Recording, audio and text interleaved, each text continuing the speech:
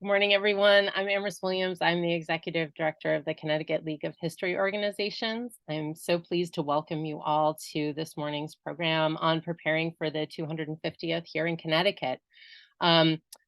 With me today is CLHO's Membership and Programs Manager, Emily Garfinkel, who worked with Cyndi Tolosa to put this program together, and who will be working today to make sure that the recording is available after the fact of this program, and following up with information for everyone who registered if you want to learn more about what's going on. We are really excited at the League to be hosting this program. A little over a year ago, the governor sort of created the Semiquincentennial Commission here in Connecticut. And the League has representation on that commission in the form of myself. I'm one of the commissioners, and I'm also the chair of the Community and Organizational Engagement Subcommittee.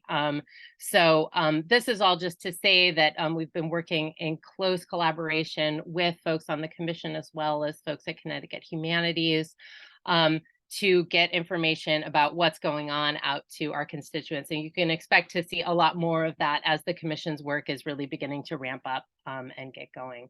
So here today to tell us more about what's happening in Connecticut, what's happened so far, and what's coming down the pike, and how you can be involved is Cyndi Tolosa. She's the Development Officer at Connecticut Humanities, and for the purposes of this program as well, it's important to note that she's also the project manager for America 250 Connecticut, the state Semiquincentennial Commission. So without further ado, I'm going to hand things over to Cyndi. She's got a slide presentation for us, and I know that we'll have plenty of time for questions after the fact. So take it away, Cyndi. Awesome. Hi, everyone. I'm excited to be here today. So I am going to just throw my contact information in the chat for you all. If you at any point have any questions, feel free to reach out. So the commission, as Amherst stated, was established by Executive Order 22-2 by Governor Lamont on July 2nd of 2022. I'm not going to go too much into depth with all of this information. It can be found on the commission's website, ct250.org, in the About section. So we have established a mission and a vision. The commission members are all on that website, along with the text of the executive order, which has really informed a lot of the work that we're doing. The one thing that I will say is that the Commission has really started to coalesce around an idea of an inclusive celebration here in Connecticut. So you'll see that reflected in the mission and vision statements. And we are looking forward to welcoming as many people into the space around the 250th commemoration as possible.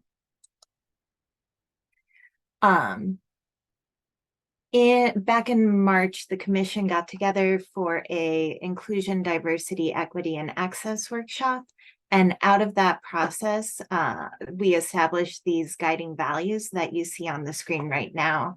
Those are also available on the website, but the commission is determined to foster a sense of belonging for all people, making sure that information and spaces are accessible, whether that means accessible in terms of physically accessible, language accessibility, socioeconomic accessibility, really thinking about overcoming any barriers to access. So this is something that we encourage organizations to think about over the next few months, and think about what barriers might exist and how over the next 3 years we can work together to kind of get beyond those.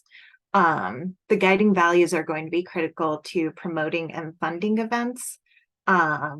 So please read them, and if you have any questions, feel free to address them to myself or any of the commission members, including Amherst.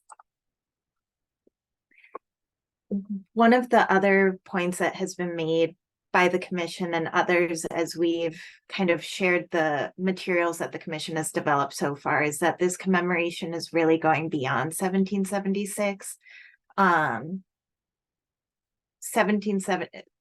the signing of the Declaration of Independence in 1776 was really the beginning of our nation. And since then, it has changed. It has included many more people who were not here at that time.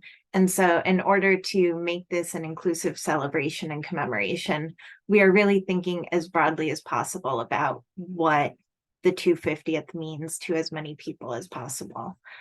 So we encourage everybody to work with other organizations in their community, however you define your community, and bring together as many different voices as possible. So bring museums, libraries, community centers, schools, municipal offices, and commissions together to create a space where everybody can talk about the history of our country, where we are today, and where we see ourselves going in the future.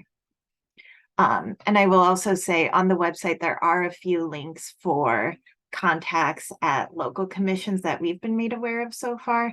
If there is anything else, any other local commissions that you know of, feel free to send me their contact information and I'll make sure that they get added onto that website. So I shared a little bit about the work that we've done to date, but we did conduct a series of listening sessions, and I'm sure quite a few of you have participated in those over the last, most of those took place in March and April at this point. I'm going to go ahead and share a file. Hopefully I can. Yes. So we put together a PDF that shares the information that was gathered during those listening sessions. You should see it in the chat. But it informed a lot of the work that we've done so far. We received a lot of feedback about the need to really focus on accessibility, which is why you've heard me talking about it so much. And also the need to make sure that we are really basing our work in facts, encouraging people to understand and do good history. And once we get over to the themes, you'll see that that's one of the things that we've thought about a lot. We were also asked to put together a planning guide and resources database, and I'm happy to share that those will be released by the end of August. So we'll send everybody a link to sign up for the mailing list. But if you are on the mailing list, you should receive those before the end of the month. The commission has also put together a series of 4 themes, which I'll share shortly, and has started conducting site visits around the state. So far we have visited Fort Trumbull, Keeler Tavern in Ridgefield, the Webdean Stevens Museum in Weathersfield, and the Amistad Schooner in New Haven. And we're going to continue to visit other sites over the next few months and then on to 2026. So we're trying to ensure our presence and we're out there trying to share the information that we've developed so far. So this planning guide is designed to help committees and organizations think broadly about the 250th commemoration. It includes a lot of the kind of background information that we've shared today.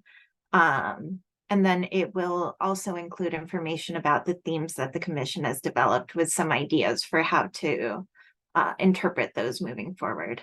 So this is a living document and it'll be updated and changed as we learn more. So it'll be linked on our website and then, like I said, continuously updated after that.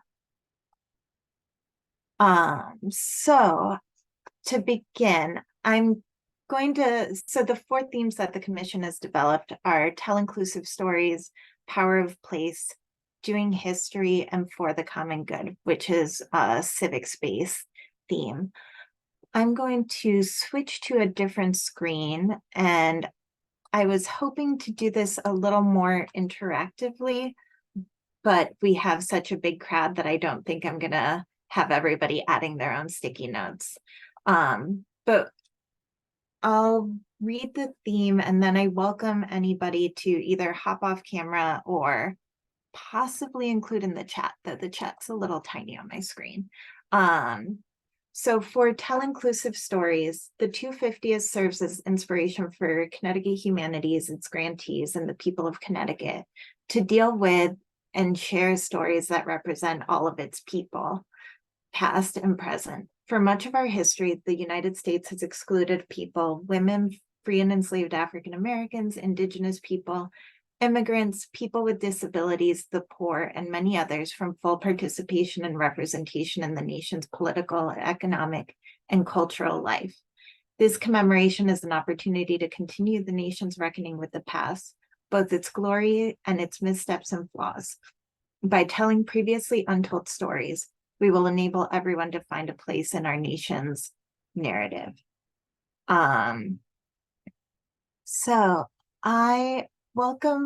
So we're going to have a couple of different slides for this, but I welcome anybody who can think of any people who we might want to link to either hop off mute or include that in the chat. Some of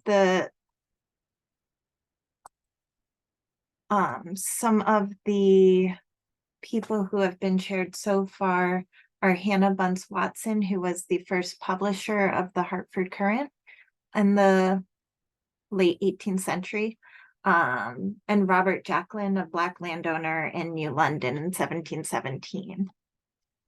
So I'm just going to go ahead and add stickies as names come in.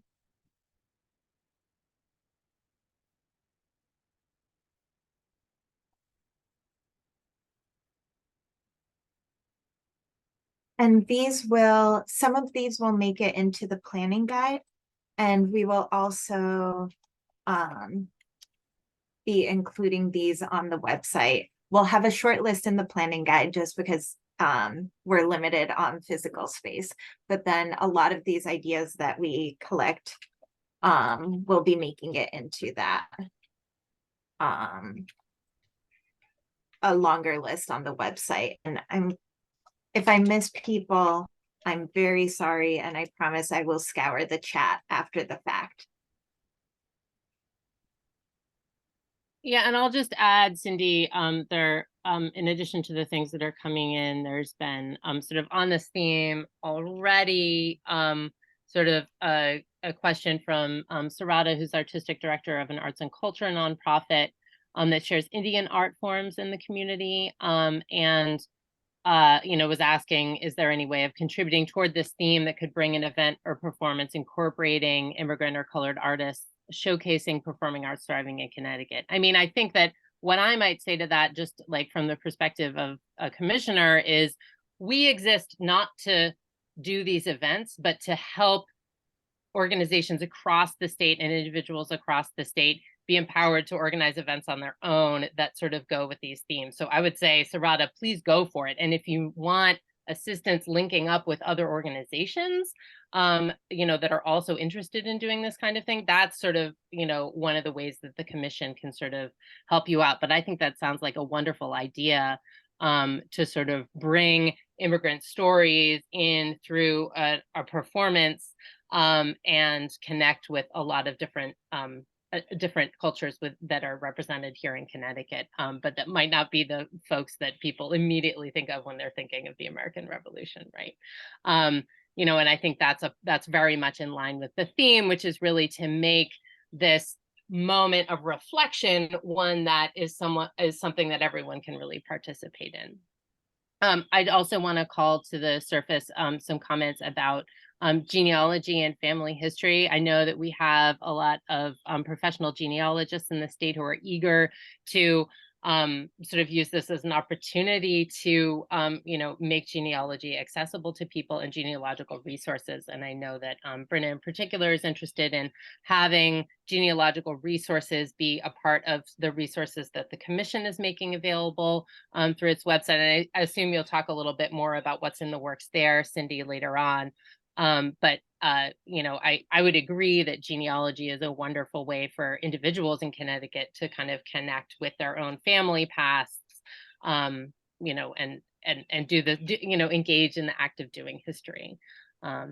So I just wanted to respond to those. It looks like Raphael also has a question. I don't know if you want to unmute yourself, Raphael, and ask it, or if there's something you want to Yeah, contribute. sure. No, thank you so much for putting this together. I'm Rafael with the Afro-Caribbean Cultural Center of Waterbury. I just wanted to say, you know, there's a huge Puerto Rican and Latino population.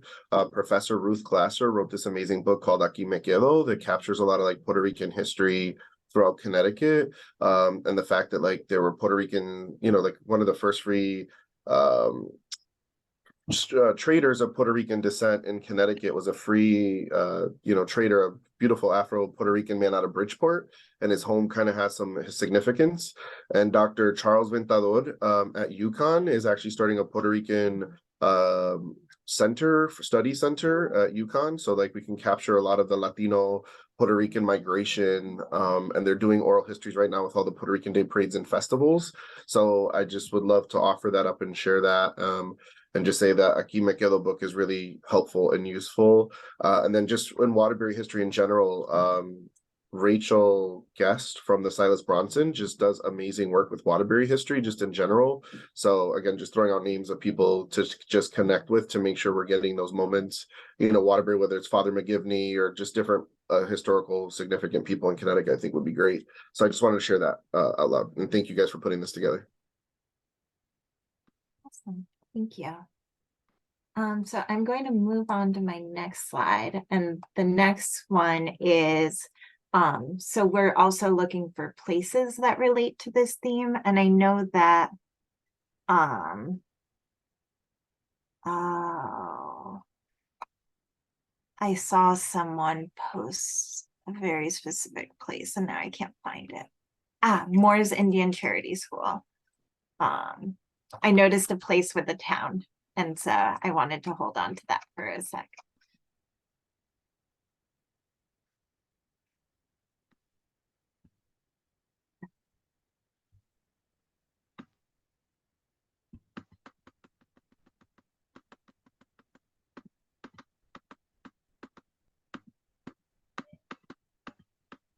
And I will say, as I said earlier, I know I'm missing places, so please rest assured that I will go back through this chat and pick up the places that I have missed.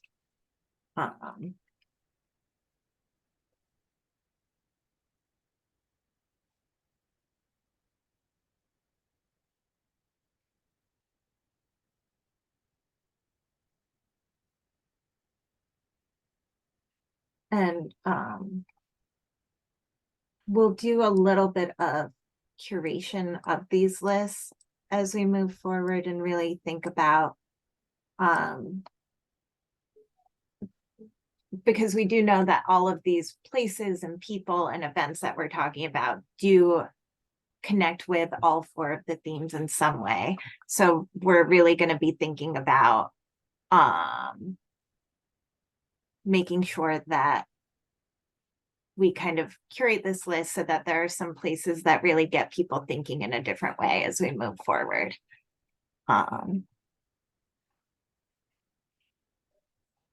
Some great.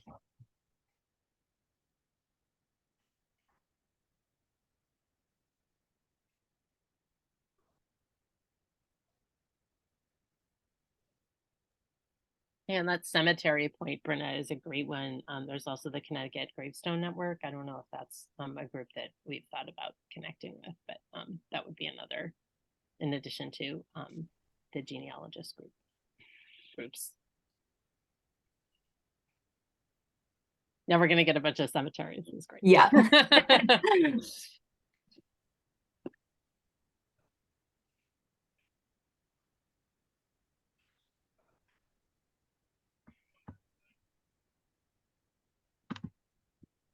Aaron Markovich from Connecticut Landmarks has said a couple of things here that I want to highlight as well. One, just kind of about there are lots of places, but it's really about thinking about how those places influenced revolution and shaped our state. And then also he's expressed an interest in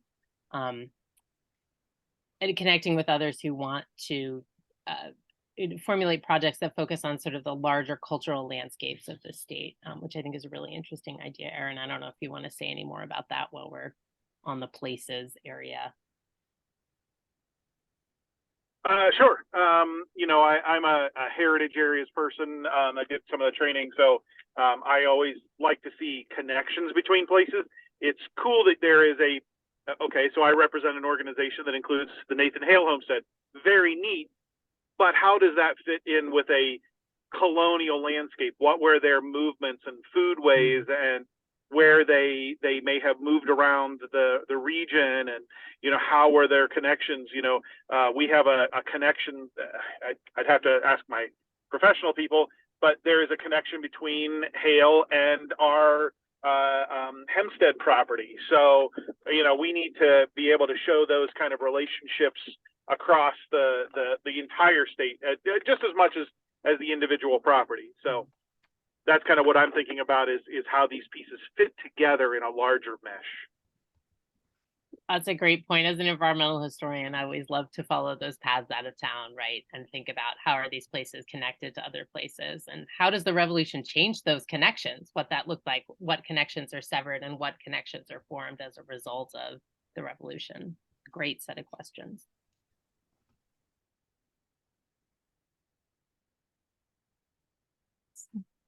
So I'm gonna go on to the next area that we're looking to collect more information and more stories from Connecticut are events related to these inclusive stories.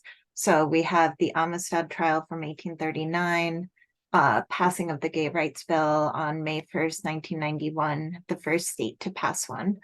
But yeah, keep them coming. So we have the Prudence Crandall trial.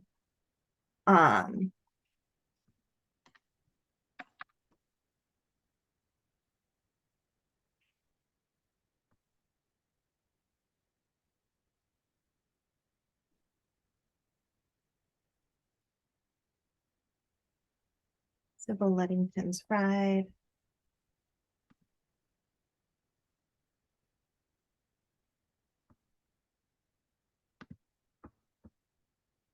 Bolt's firearms strike. And we see a lot of these as opportunities to tell multiple sides of a story. A really exciting way to do so.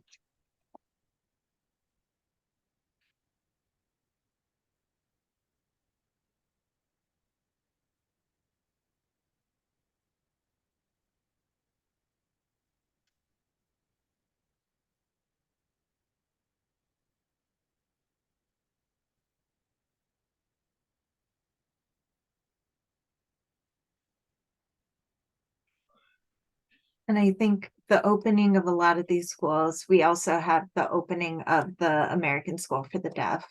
It tells you a lot about what the priorities were at that time period, which are an interesting way to think about history and what was happening.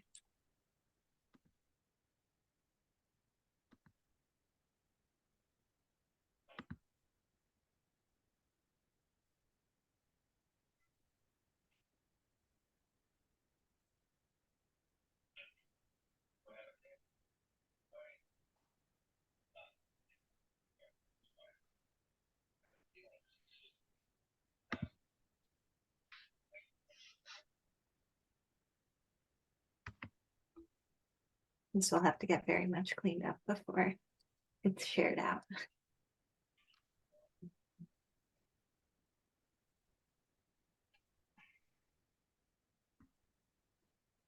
So I'm going to go ahead and move on.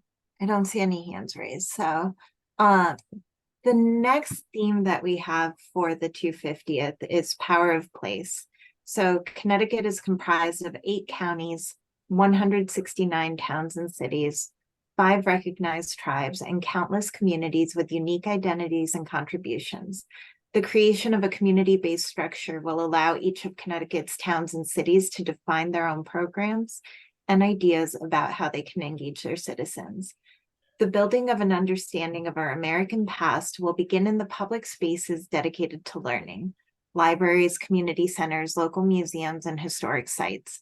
CTH will ensure the alignment between Connecticut's 250th activities and those of the greater region and nation, building relevance and aligning the state with other areas. Awesome, Erin.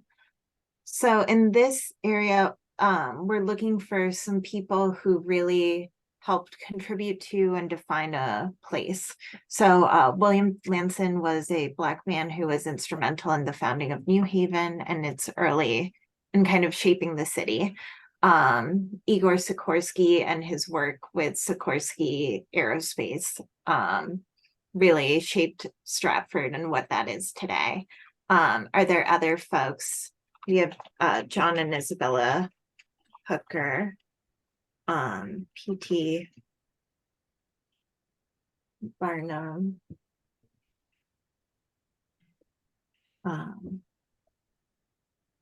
We're really thinking about those people who make a place what it is. I know I saw Gladys Tantaquidgeon earlier, and that was on our longer list. That's somebody else that we have on here.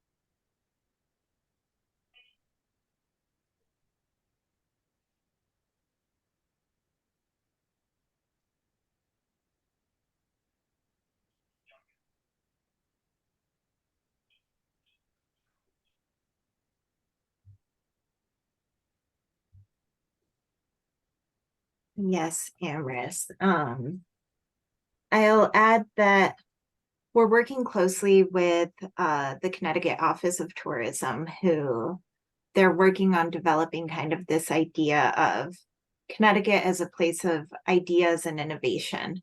And that ties in so nicely to what we're doing with the 250th. And we're hoping to really tie those things together on a tourism and marketing scale as we move forward.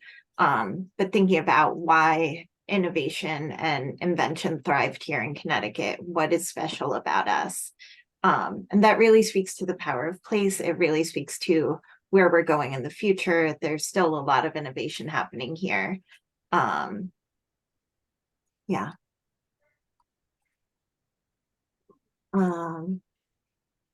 So I'm going to go ahead and move on to places because I'm starting to see names of places popping up.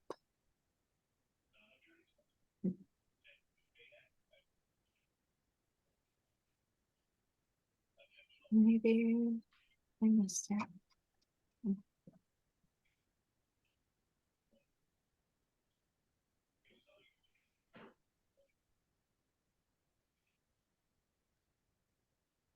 Awesome. There's still lots of names of people coming up, which is great.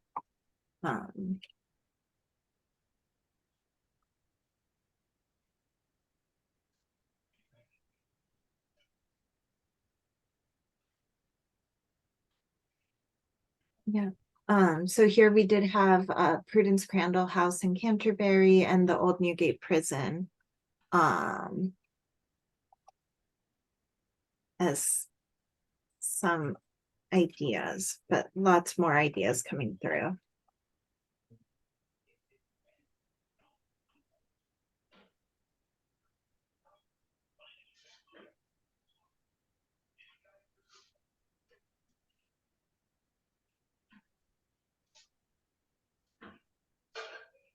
Just saw Nathan Hale Schoolhouse come through 3 times, so made sure to get that one on here.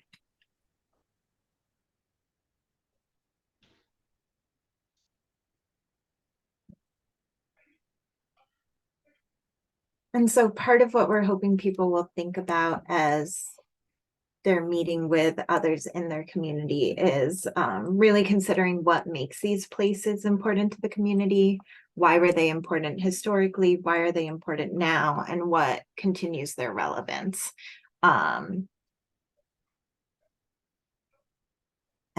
Because we think that's going to be what connects people who might not be as interested in the history of these places. What's going to bring them into the commemoration as we move forward.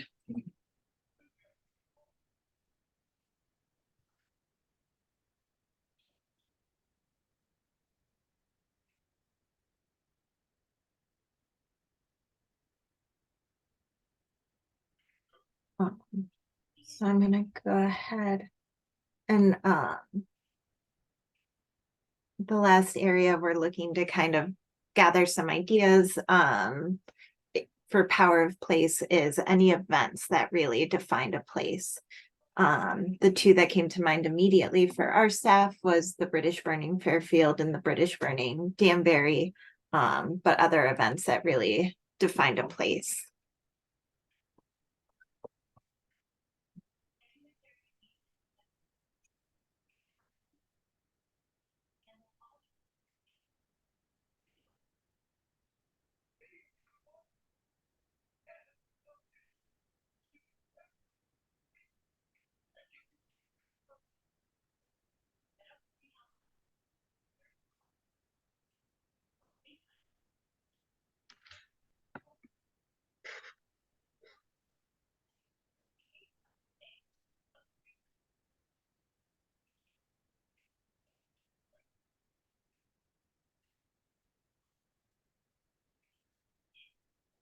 I just have to like step in here and say, Cyndi, there's like the chat is so exciting right now because there is so much, like, if we're able to like capture all of the knowledge, the incredible richness of knowledge that all of the people in this Zoom room have. I mean, there is so much going on. It's so gratifying to see the enthusiasm and the local knowledge and the historical knowledge, and the, you know, just the incredible connections that people are making here. So it's just really, I was not expecting this to go like this. So I'm really excited to just see all of this.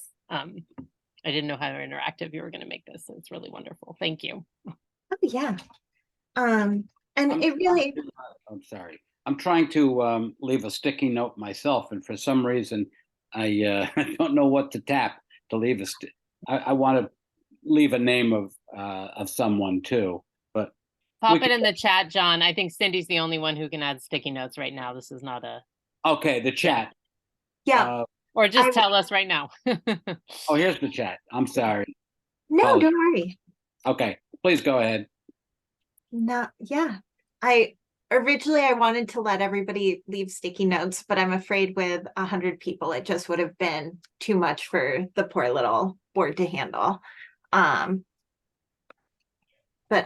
all of these ideas are wonderful. And I was going to say that Amris alluded to this a little bit earlier, but really the commission is here to help you all connect with one another, to kind of collect resources and then share them out with folks. So this is super helpful and is really illustrative of what we're hoping our relationship will continue to be as we move through the next few years and onwards. I think the connections that we build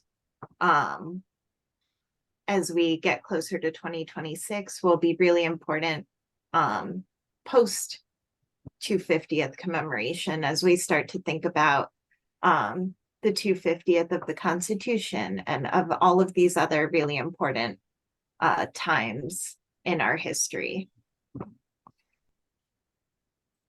I also want to say this came to me and not to everyone, but Anne had a question about the timing of this celebration. Is it the calendar year 2026, a specific month or months in 2026? That's very open-ended, Anne. I mean, basically, like, you can think about this as sort of a July 4th thing, but I don't think that's really the way that we're thinking about it on the commission, right? You know, sure, that's technically the 250th anniversary of the signing of the Declaration. But I think, you know, as all of the conversation that you see in the chat is indicating, there isn't a particular moment in which people need to like hold events or things like that. I think that we see ourselves as, trying to, empower folks and organizations to do anything starting now, like as soon as now, really, to like start thinking about this, thinking about a long 2026, I think is like one way to think about it. But obviously there's like lead up to the Declaration of Independence. There's a lot of stuff that happens before that happens, right? And those are things that are worth reflecting on and perhaps commemorating or using as moments in time, that maybe in 2024 or 2025 or in 2027 that you want to, and again, it continues on, right? So there isn't a particular time in which like people need to hold events. And I also want to raise the fact that, Cyndi, there's a question that came in about funding. I assume you're going to be talking a little bit about this later on. And that may have more to do with, funding perhaps, and availability of funding, but there is no rule that the commission is putting on, like, you have to do your events at these times or in these places or on these dates. It's really any ways in which you can think of to tie what you're doing to this larger theme. I think of the 250th, whether it's the individual themes that we're focusing on as the state, some of AASLH's larger themes, or things that the federal commission, or things that you're focusing on in your own community. I know that many communities have kind of defined their own themes that they want to kind of focus on based on the AASLH roadmap themes. I think that it's really something that you can go forth and do yourself, and hopefully the power of the 250th is that it will raise public awareness about all of the different work that's being done across these different themes, and across all these different organizations, and hopefully with the help of tourism and greater awareness of the 250th as kind of like a thing, that'll just bring more people to these events, bring more people to your sites, generate more interest, and buzz. And I think that would be the power of sort of working together and, hitching your wagons to the 250th, if that makes sense. I don't know if there's more you want to add on that. No, that's great. I'm actually going to move on to the next theme because I realize we're running tight on time, not short yet, but so our next theme is doing history. To renew public engagement with history, the public must be invited to participate in the process of doing history. CTH will work with organizations in the cultural sector to drive collaborative and innovative approaches to celebrating the nation's 250th, using avenues such as the digital humanities, cross-sector convenings, and engagement with social studies teachers. We will build a collaborative environment and provide access for all state residents to cultural experiences. Inviting audiences to engage with the historical method can help them become more comfortable with the ambiguous, contested, and always evolving nature of history. The Commission's work will focus on the role of Connecticut, its people, sites, and historic context of the time. Can boost tourism in the state by amplifying the story at historic sites, trails, and buildings, and by constructing programs around notable events. So two of the folks that we thought of initially, in terms of doing history historically, Amos Doolittle, who was an engraver who captured or engraved images from the Battle of Lexington and Concord and published them broadly. Wallace Nutting, a Connecticut antiquarian, who impacted a lot of what is collected today. So other people who were important to the history, to kind of creating the developing and improving the historical method, things like that. So we have Lafayette's Bicentennial Committee.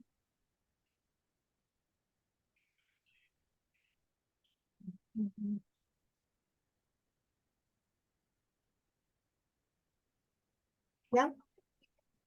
I think this is a great place for a lot of these genealogists who we've mentioned earlier.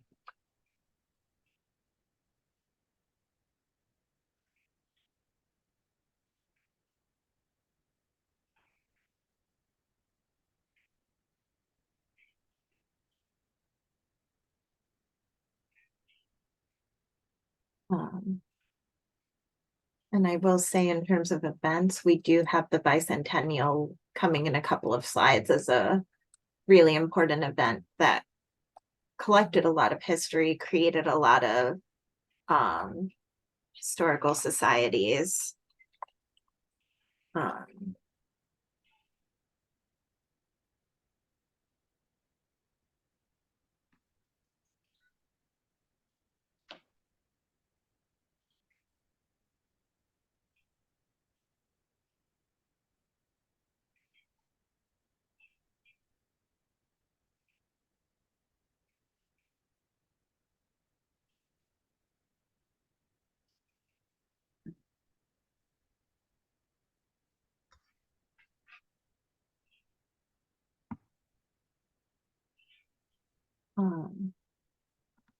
I'm gonna go on to places.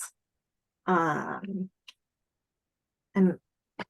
if you think of other people, that's fine. Feel free to throw that in the chat. But we have the Webb Dean Stevens Museum in Wethersfield, Talcott Street Congregational Church. I've seen lots of names of other historical societies and other people doing history in the chat.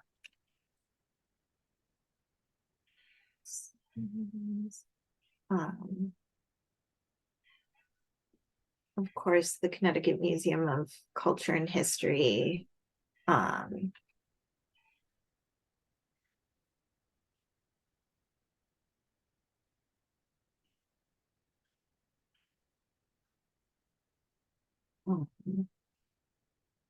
We also want to make sure that we're thinking of some of those places that might not traditionally be thought of as history doers that are doing history. There's one suggestion was the Talcott Street Congregational Church that works to preserve history of Black churches in Hartford.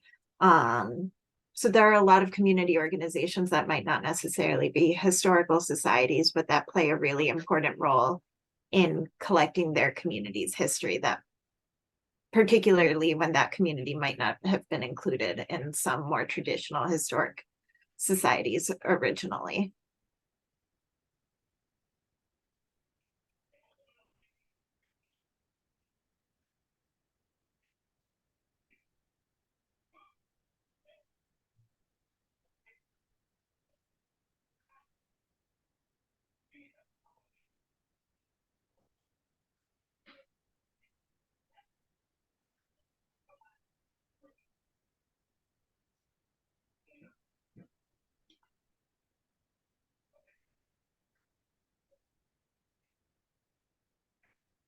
I love this idea of the prison archives.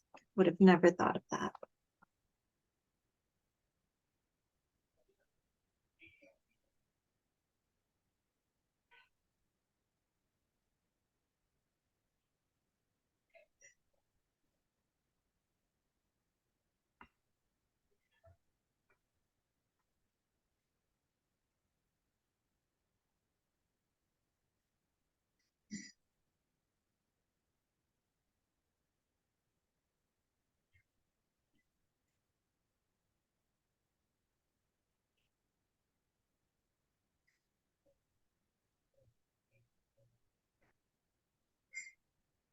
So I'm going to move on to events. We have the United States Bicentennial, the North End Community Action Program rally at City Hall.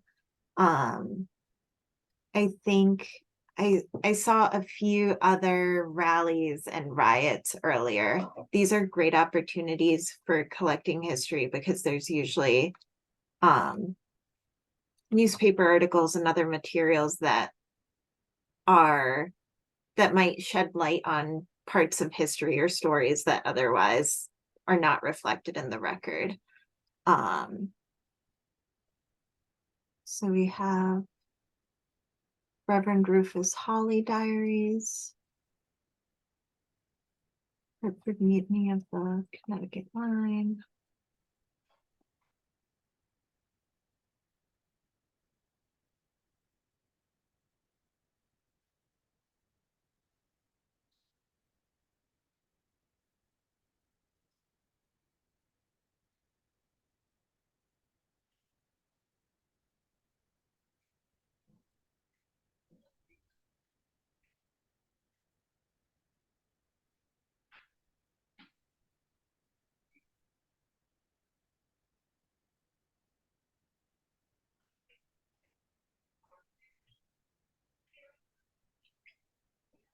I love the inclusion of the murals in this list because I think that's a really interesting way of doing history that we don't necessarily always think of. But art as a way to do history and share moments with people.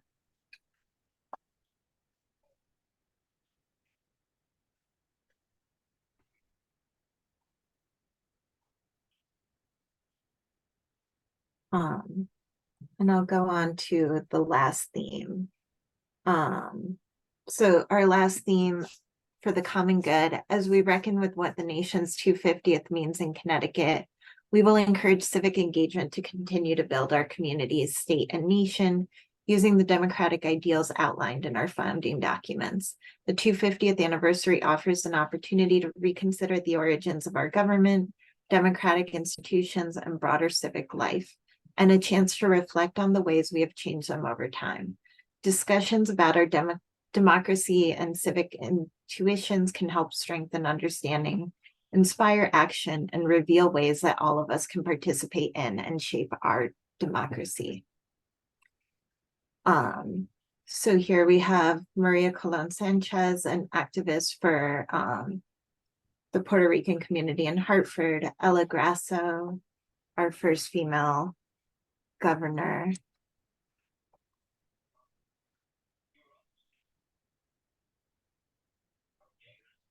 Yep, we will be sharing the chat afterwards. And we'll be organizing it and also sharing it on the commission website.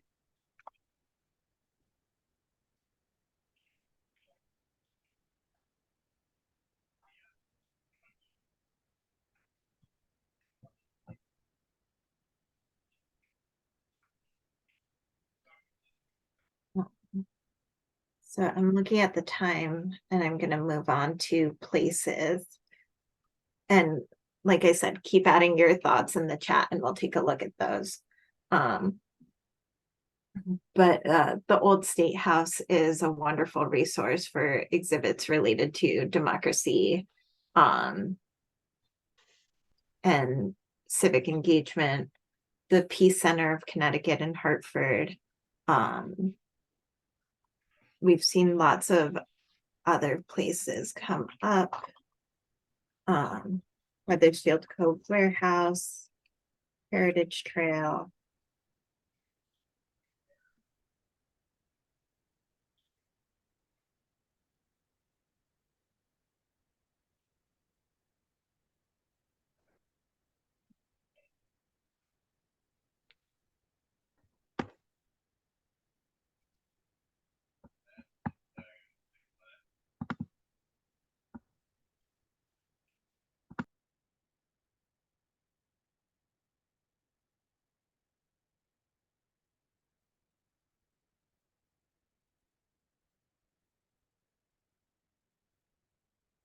And I'm just going to keep going for the sake of time. I want to give us a final 5 minutes for wrapping up.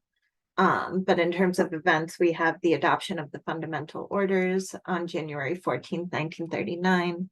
The Connecticut General Assembly approves the Declaration of Independence. Awesome. Freedom of religion.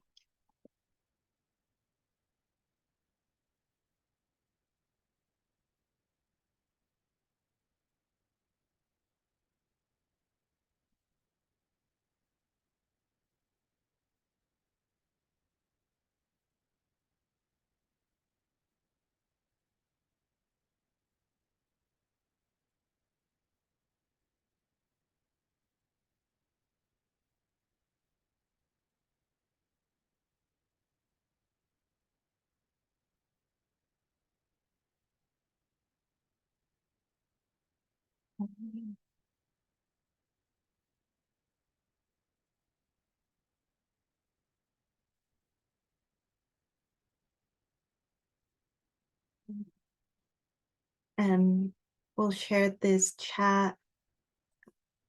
Feel free to continue putting ideas in here, but I'm going to switch back to our original presentation.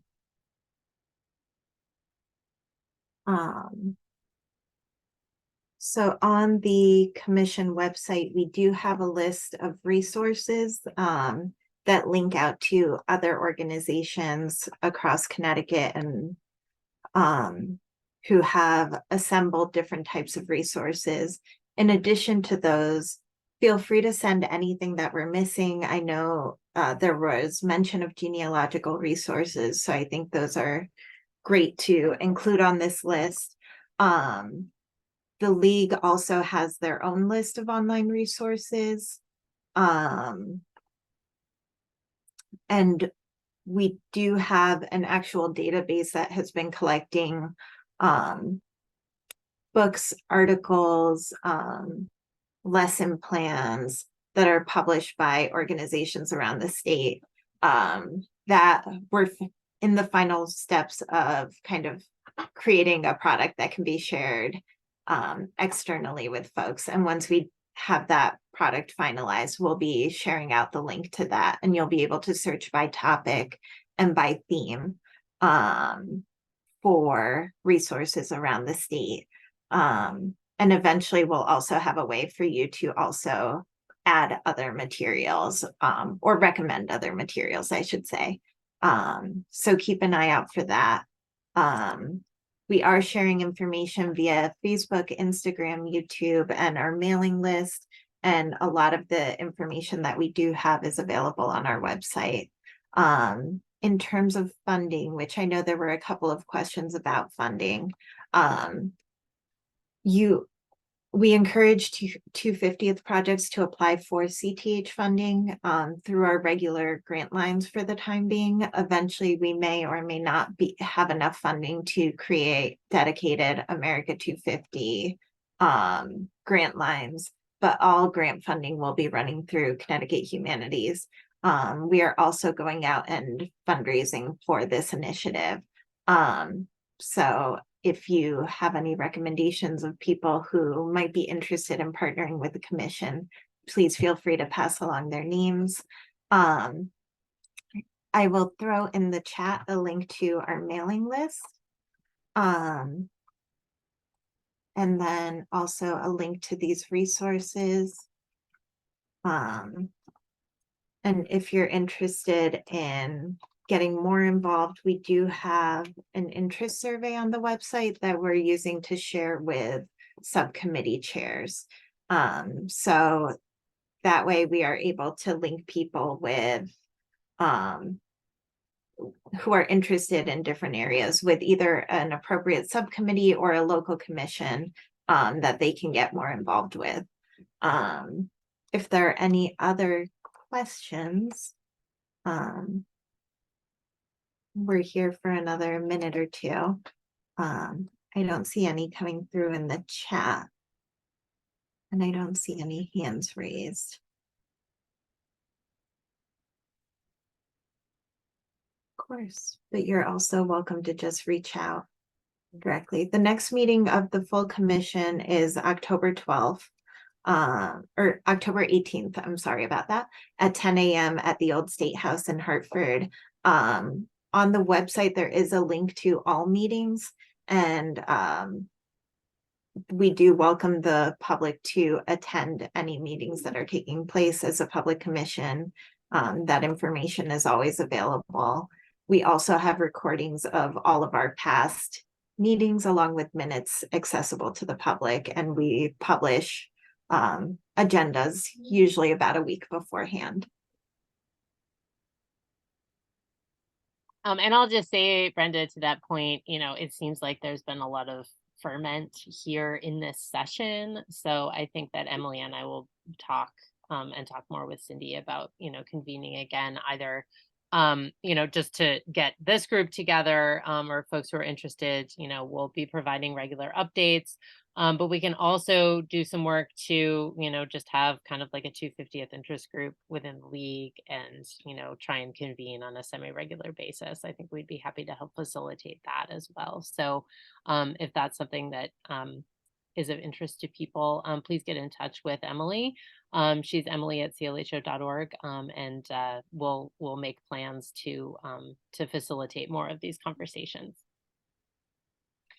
Thank you everyone for being here. Thank you so much to Cyndi for presenting and for also doing the work of like doing all the sticky notes and trying to like take insane notes while everything was coming in so rapidly in the chat. With 136 people at the upper bound, that was a lot of information. So when Emily sends a follow-up email with the recording, you'll also have the resources, the chat, as well as a link to subscribe to the mailing list, which if you're interested in staying connected with what the 250th is doing here in Connecticut, I really suggest that you add yourself to that mailing list because they've been putting out great updates on a regular basis.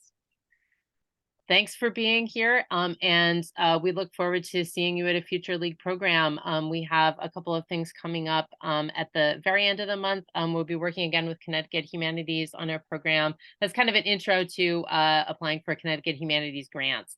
And we're also developing a two-part program in collaboration with the National Endowment for the Humanities that's going to be kind of a primer on applying for NEH grants, as well as highlighting some lines of NEH grants that are particularly suited to smaller organizations. So those will be coming up on our calendar. I think it's like the 19th and whatever the week following that is in September. That information will be up on our website as soon as we have details from NEH. And we have other programs in the works for the fall. So keep an eye on your email, and thanks for being here today. If you have suggestions on things you want to see from us, as always, be in touch. Thank you.